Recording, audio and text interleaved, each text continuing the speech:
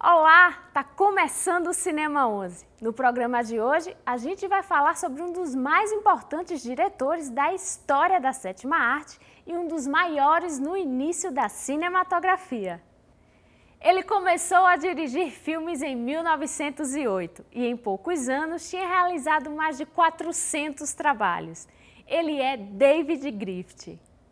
David Griffith nasceu no ano de 1875 nos Estados Unidos. Antes de seguir carreira como cineasta, ele trabalhou como balconista e jornalista. Griffith tentou ingressar na carreira de ator e escritor de teatro, mas não obteve sucesso. Foi aí que, no ano de 1907, ele foi convidado por Edwin Porter para fazer parte de uma companhia de cinema. E, em seguida, começou a trabalhar com a Biography Company. Em sua primeira viagem para a Califórnia, Griffith descobriu uma pequena vila que seria ideal para iniciar suas gravações.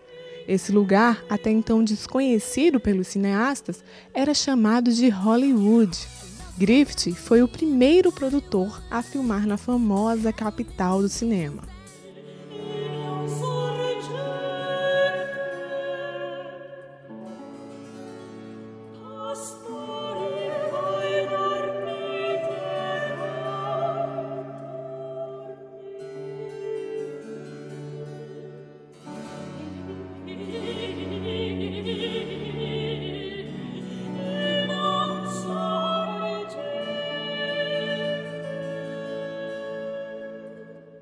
Griffith então se convenceu de que produções cinematográficas poderiam ser viáveis financeiramente e dirigiu um dos primeiros filmes produzidos nos Estados Unidos, o longa Judite de Bethulia.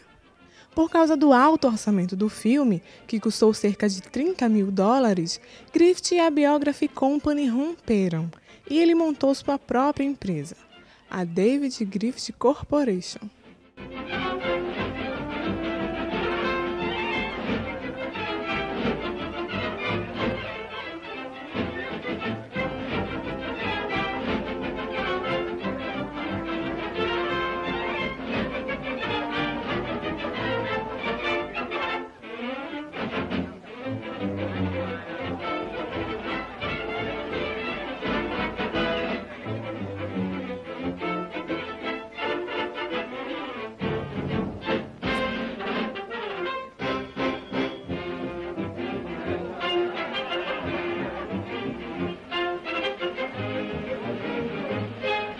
Em sua trajetória, Griffith dirigiu cerca de 450 pequenos filmes, mas foi em 1915 que o visionário cineasta produziu seu primeiro longa de grande sucesso, O Nascimento de uma Nação. No filme, Griffith realizou uma série de experimentos, utilizou técnicas inovadoras e modificou a linguagem cinematográfica da época. Ele foi o primeiro a utilizar dramaticamente o close, os movimentos de câmera e a montagem paralela, para alternar diferentes eventos simultaneamente e construir o suspense.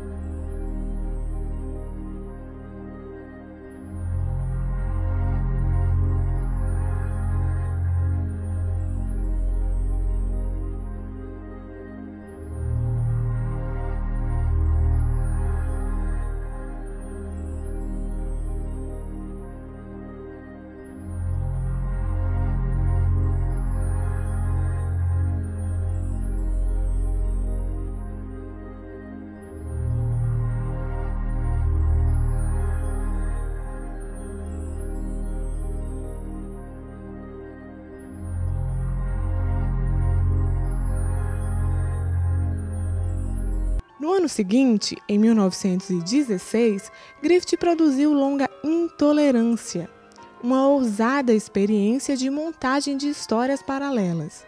O filme mostra 4 histórias que contam casos de intolerância na Babilônia, na França, durante o massacre da noite de São Bartolomeu, na Judéia, na época da crucificação de Cristo, e nos Estados Unidos, na época em que o filme foi realizado.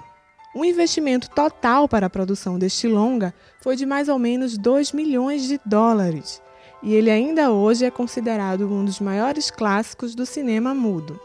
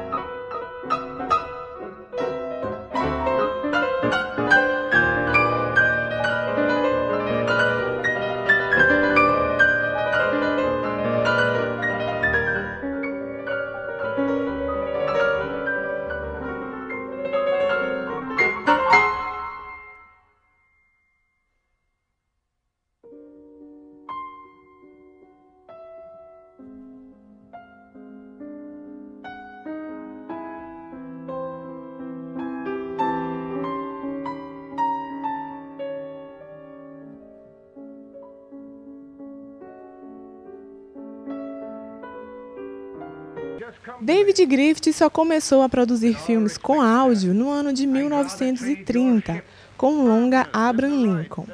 Nele, o cineasta conta a história de vida do presidente dos Estados Unidos, que foi morto durante a apresentação de uma peça de teatro em Washington.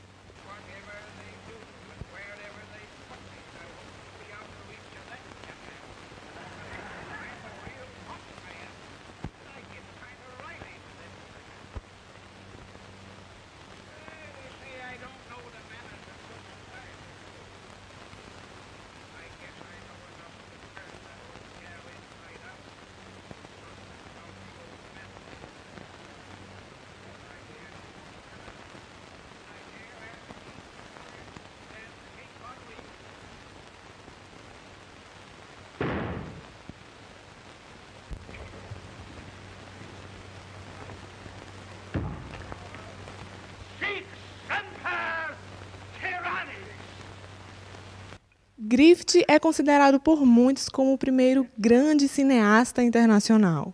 O estilo inovador de fazer cinema influenciou outros grandes cineastas dos mais diversos gêneros, como Eisenstein, Luis Buñuel, Alfred Hitchcock e Roberto Rossellini. Reckon I'd better keep on with the lesson. I'd rather keep on with something else. You made a bad bargain making me the professor. Well, he told me about that, too. He said if you make a bad bargain, hug it all the tighter. But he didn't mean this kind of a bargain. Well, don't you like it, Anne, when I hold you tight? I guess every girl sort of likes that. Now, Abe, what is law? Well, Professor, law is a rule of human conduct governing Whoa! Abe, I ain't paying you no 40 cents a day to spark a pretty gal. No próximo bloco, O Nascimento de uma Nação, o primeiro longa-metragem do cinema americano. Até já!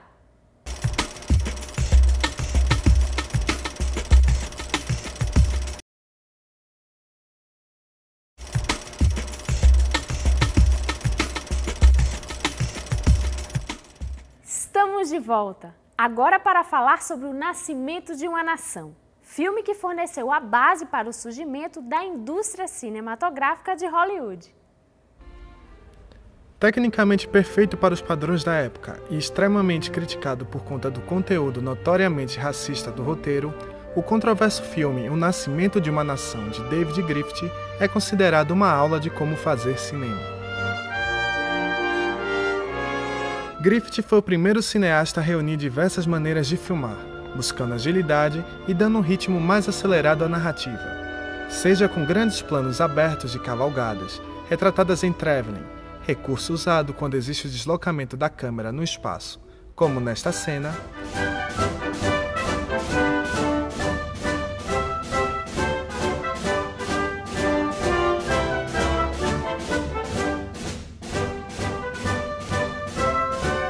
ou no uso de cross-cutting, técnica que mostra acontecimentos que ocorrem em diferentes lugares ao mesmo tempo, como nesta outra cena.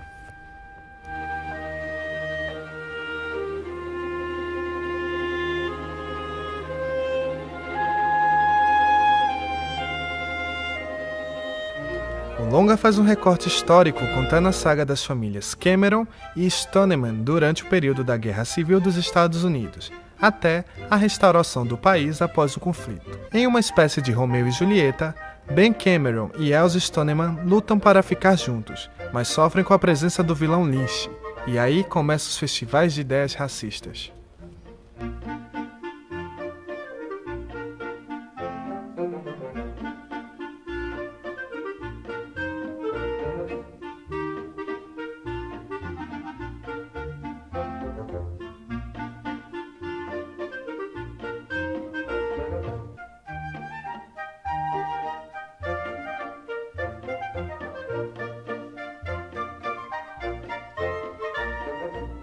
Lynch é um negro, articulador político, retratado como uma figura manipuladora e cruel que se utiliza de um exército de outros negros, esses retratados como pessoas agressivas e de baixa capacidade intelectual.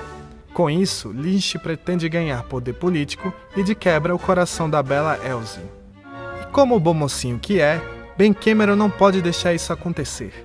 Por isso, cria a Ku Klux Klan, para combater as ideias megalomaníacas de Lynch, que quer que os negros convivam com os brancos de forma igualitária. Sim, você ouviu certo. No filme, Ben Cameron é o criador de uma daquelas organizações que defendiam a supremacia branca e o protestantismo como as formas ideais do povo americano viver e crescer como nação.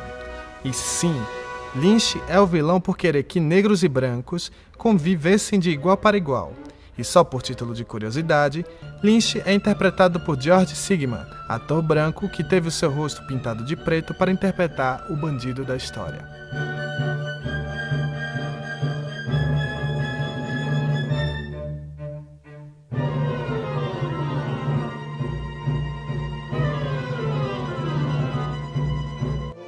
Colocando Lynch como vértice de um triângulo amoroso com um casal romântico e idealista, Griffith pretendia alertar a sociedade americana sobre o fato de que a vinda dos negros para a América foi um fator que desestruturou a sociedade norte-americana, causando todos os males provenientes da guerra. Aclamado como forma e repudiado como conteúdo, o nascimento de uma nação entrou para a história do cinema mundial, transformando David Griffith em um dos cineastas mais visionários da sétima arte, com o discurso mais intolerante do cinema.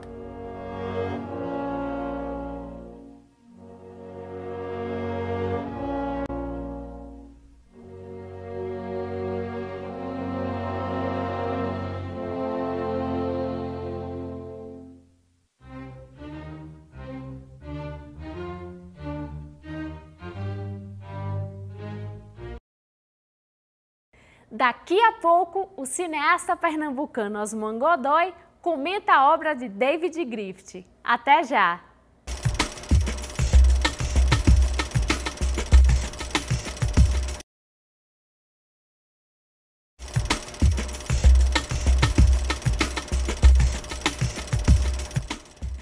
A obra do diretor David Griffith, angulada pelo cineasta Osman Godoy. Acompanhe agora essa entrevista.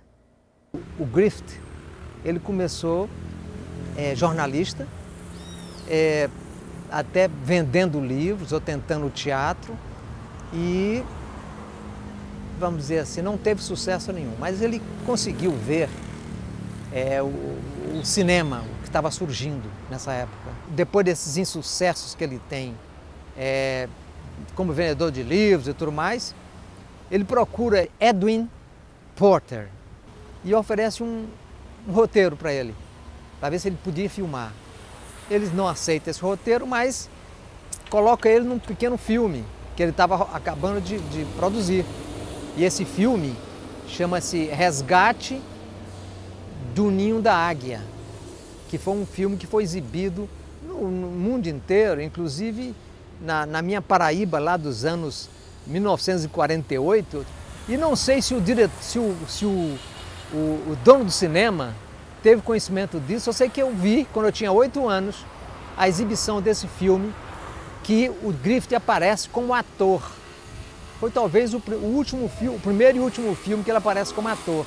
Daí para diante, o Edwin Porter aproveitou o Griffith não como ator, mas como diretor de filmes. E ele produziu, de 1908 a 1914, ele produziu cerca de 450 curtas-metragens, ou seja, dirigiu 450 curtas. Bem, um cineasta que filma 450 curtas, se ele não for burro, ele tem condições de aprender muita coisa. E foi o que aconteceu com o Griffith. Quando ele passou a fazer os longa-metragens, logo em seguida, em 1914, ele fez o Through Sweet Sally, uma pequena história com a mocinha, que ele já empregava a Lillian Gish, não é? Que ele usou como atriz durante quase todos os filmes dele, tem a Lillian Gish. Em 1915, ele fez então o Nascimento da Nação. A empresa do Porter chegou a lucrar 10 milhões de dólares. 10 milhões de dólares. Foi um sucesso assim que demorou muitos anos, demorou 10 anos para se conseguir produzir um filme que tivesse tanto sucesso.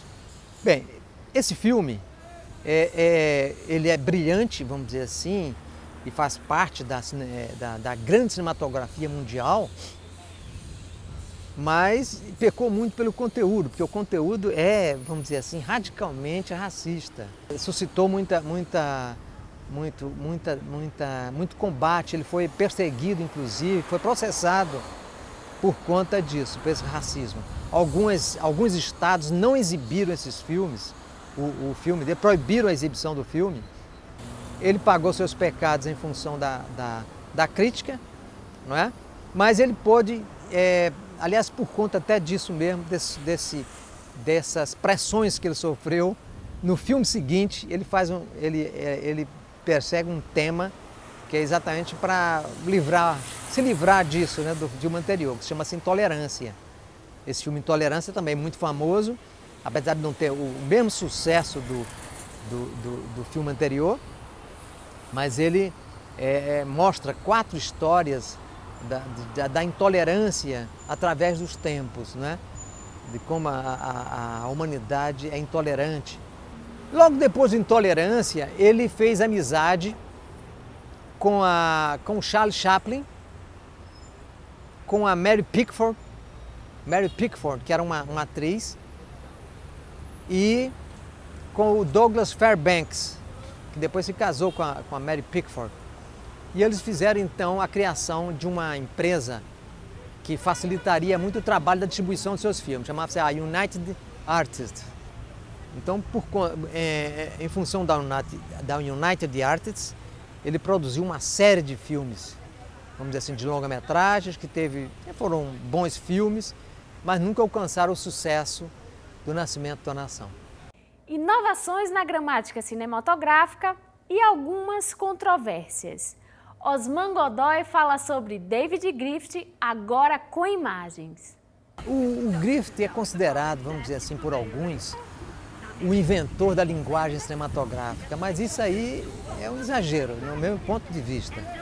E, de certa forma, ele juntou isso que já existia, inclusive nos filmes europeus já se usava essa coisa da filmagem paralela, do plano detalhe, né? E ele empregou no Nascimento da Nação, não é? Tem até essa coisa eles falam que, não, empregou o movimento de câmera. Eu procurei ver no Nascimento da Nação, só existe um movimento de câmera, isso mesmo muito sutil, numa batalha que existe, que a gente vê lá, uma batalha campal, que a câmera parte de uma cena de grande plano e se dirige para numa posição mais próxima, num plano mais aproximado. Foi o único movimento de câmera. Então não é verdade que o Nascimento da Nação tenha sido explorado esse aspecto. Vê-se também planos de detalhe, né, que não eram muito usados, exatamente porque as câmeras não permitiam, inclusive, se fotografar muito de perto, não é? Porque desfocaria. Agora, se eu gosto ou não do Griffith, é essa coisa, né, de você... Hoje em dia você vê um filme de Griffith, ou você é um cinéfilo, um historiador, ou um amante dos primórdios do cinema, ou você fica, ou acha chato os filmes. Os filmes têm, vamos dizer assim, se a pessoa quiser, vamos dizer assim, olhar pelo ponto de vista da linguagem atual, você vai observar que os filmes são aborrecidos, são chatos, são repetitivos, não é? Inclusive observei o olhar, vamos dizer assim, crítico de gente que eu faço cinema também, não é? Há, inclusive, no Nascimento de uma Nação, aquela coisa básica de você romper o eixo, né? De cortar o eixo. O personagem olha em uma direção e na cena seguinte o personagem vem de outra direção, não é? Quer dizer, não havia aquela preocupação, não é, de obedecer o eixo, que hoje em dia qualquer aluno, vamos dizer assim, né, de cinema sabe que não se pode fazer, que não se deve fazer isso, não é? Então esses aspectos assim, a gente nota alguns erros, se a gente for enquadrar pelo ponto de vista do nosso olhar atual, não é? Mas a gente não pode deixar de se impressionar, por exemplo, na Intolerância, com o cenário, não é? Com a quantidade de atores, com a preciosidade do figurino, inclusive, não é? Para aquela época, não é? A pessoa se impressiona mesmo. Por hoje terminou, mas o nosso próximo encontro já está marcado. Na sexta-feira, às 8h30 da noite e no sábado, à 1h da tarde. Tchau!